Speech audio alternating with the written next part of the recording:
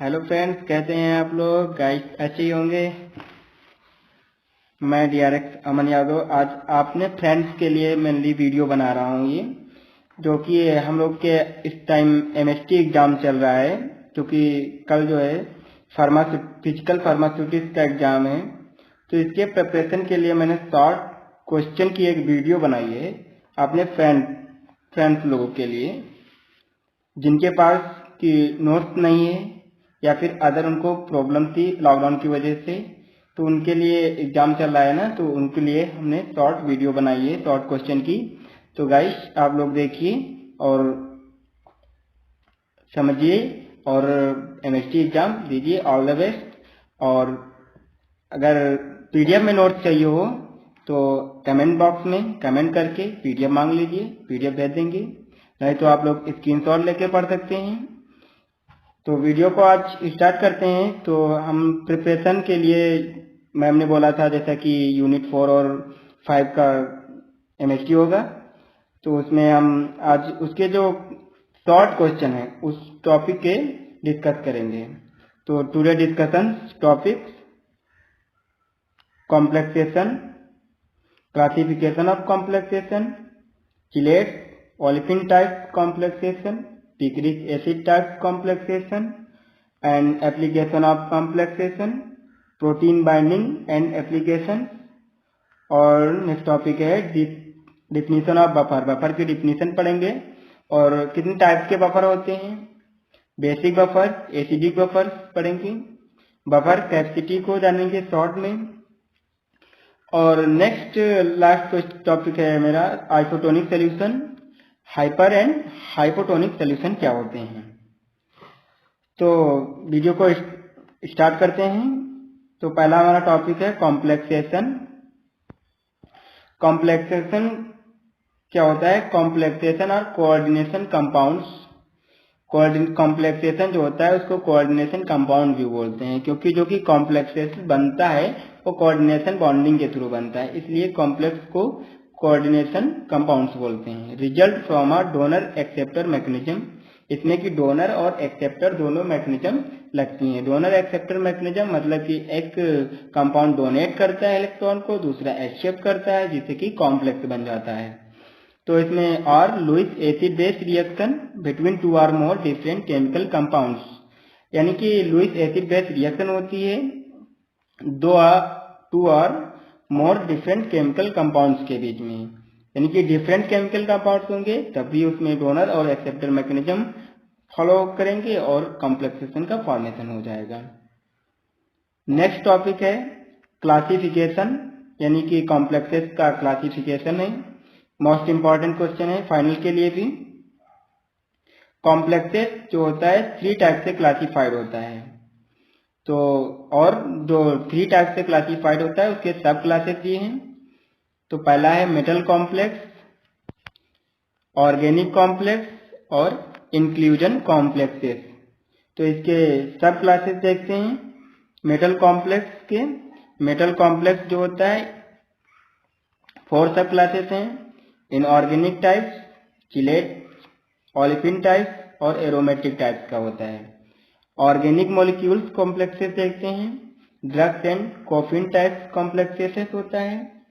Polymer types complexes, picric acid types complexes, quinhydrone type का complexes बनाता है जो ऑर्गेनिक मॉलिक्यूल्स कॉम्प्लेक्सेस होता है। इंक्लूजन टाइप में क्या होता है? इंक्लूजन कॉम्प्लेक्सेस, इसमें चैनल टाइप का कॉम्प्लेक्सेस बनता है या फिर लेयर टाइप का कॉम्प्लेक्सेस बनेगा, क्लाथरेट टाइप का कॉम्प्लेक्सेस और मोनोमोलिकुलर टाइप का कॉम्प्लेक्सेस बनते हैं। तो ये हो गया classification of complexes.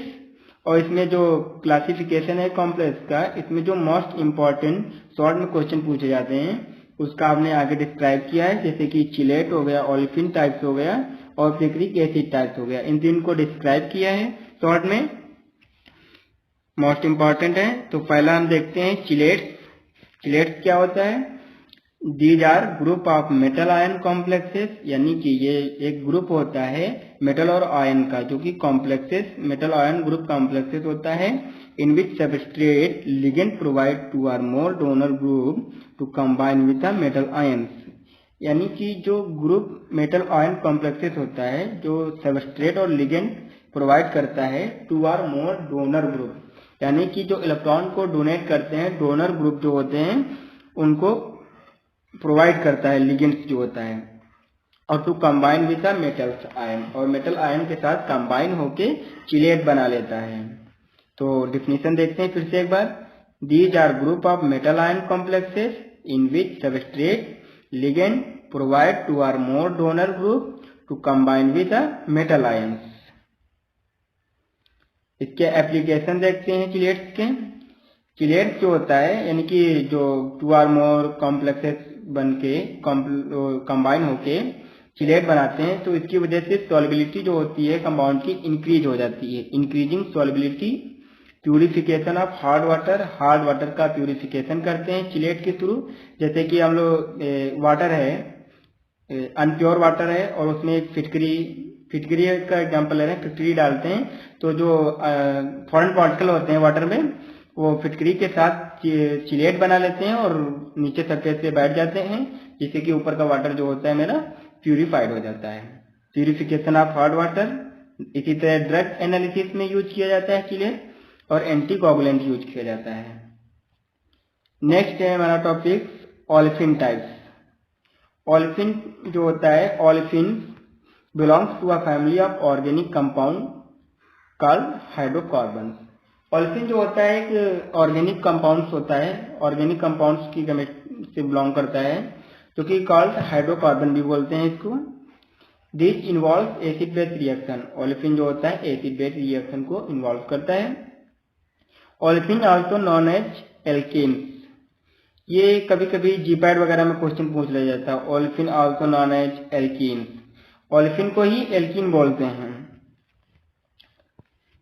Next topic है हमारा picric acid type. Picric acid being a strong acid form organic molecular complexes with weak base. अब पिक्रिक एसिड, ये मोस्ट इंपॉर्टेंट क्वेश्चन है। पिक्रिक एसिड जो होता है बीइंग अ स्ट्रॉन्ग एसिड, यानी कि पिक्रिक एसिड जो होता है स्ट्रॉन्ग एसिड होता है जो कि फॉर्म करता है ऑर्गेनिक मोलिकुलर कॉम्प्लेक्स को फॉर्म करता है विथ वीक बेस। वीक यानी कि पिक्रिक एसिड जो होता है वीक बेस के साथ रिएक्शन करके ऑर्गेनिक मोलिकुलर कॉम्प्लेक्स यानी कि कॉम्प्लेक्स का फॉर्मेशन करता है। Picric acid being a strong acid form organic molecular complexes with weak base,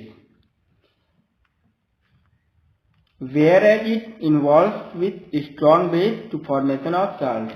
अब नेक्स्ट जस्ट उल्टा है, पिक्रिक एसिड जो है अगर स्ट्रॉन्ग बेस के साथ रिएक्शन करेगा तो वो सॉल्ट का फॉर्मेशन कर देता है।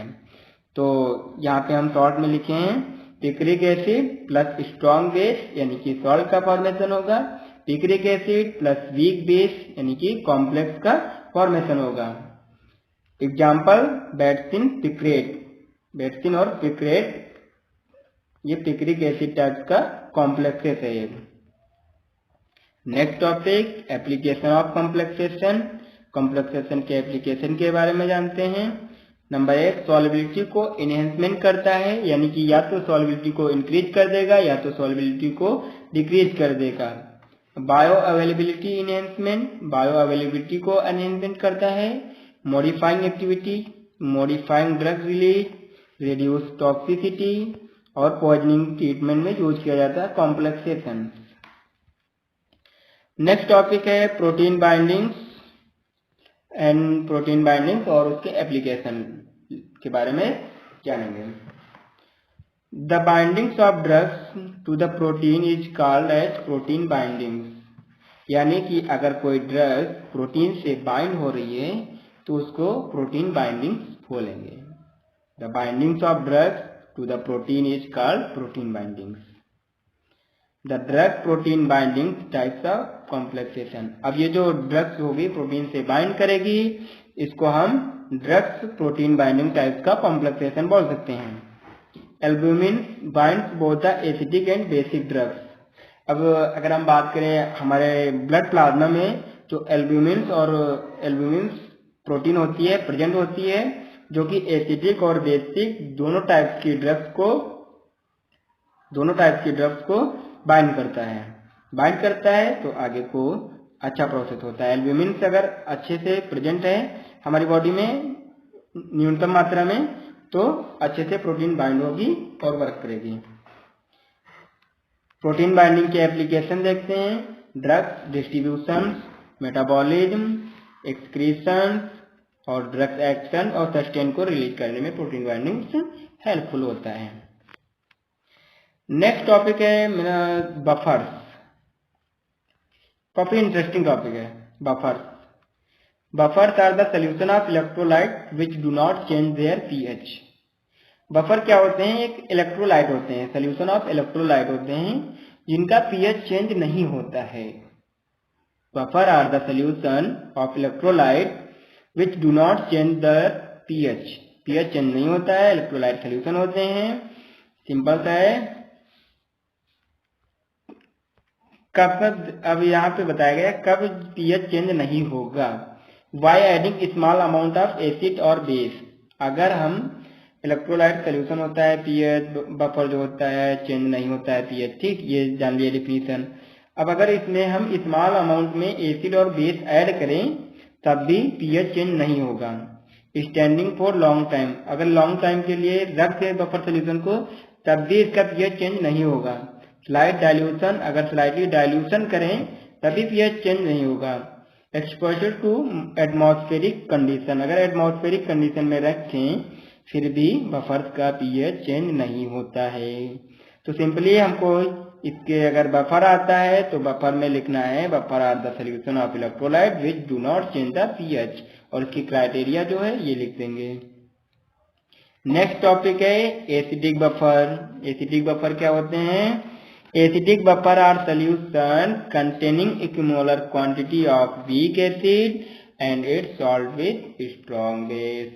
एसिडिक बफर जो होते हैं और सोल्यूशन होते हैं कंटेन करते हैं equimolar quantity of weak acid, यानी कि एसिडिक है तो वीक एसिड रहेगा और and its salt with strong base, और स्ट्रॉन्ग बेस के साथ कंबाइन होके जो एसिडिक बफर बनाते हैं।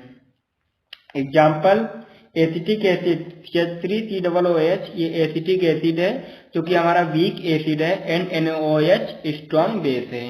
एग्जाम्पल लिखेंगे तो आप लोग को अगर इतना लिखेंगे तो डिफिनीशन के साथ अगर एग्जाम्पल देंगे ना तो टीचर तो इंटरेस्टिंग के साथ कॉपी चेक करेगा, एग्जाम्पल ही देख के नंबर दे देगा कि हाँ पता है डिफिनीशन तो सही लिखा ही होगा, थ्योरी कौन पढ़ता है आजकल।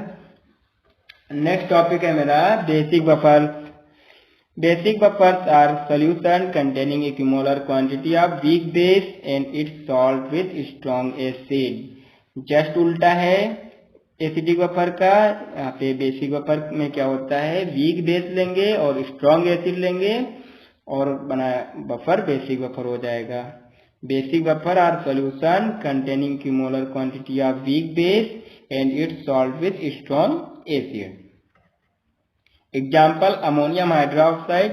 अमोनियम हाइड्रोक्साइड जो है हमारा वीक बेस है, एंड HCl तो स्ट्रॉन्ग एसिड, सभी को पता ही होगा HCl स्ट्रॉन्ग एसिड होता है और अमोनियम हाइड्रोक्साइड जो होता है वीक बेस है। ये इसका एग्जाम्पल है। एग्जाम्पल जरूर लिखिएगा दोस्तों।